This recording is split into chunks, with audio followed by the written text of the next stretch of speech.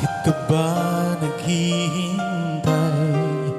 Nahimukin pa, pilitin ka ng tadhana. Alam mo na kung bakit ka kakaganyan. Lumulutang, nasasayang ang buhay mo, at ang ibinubulong ng iyong puso. Natutulog ba ang Diyos? Natutulog ba?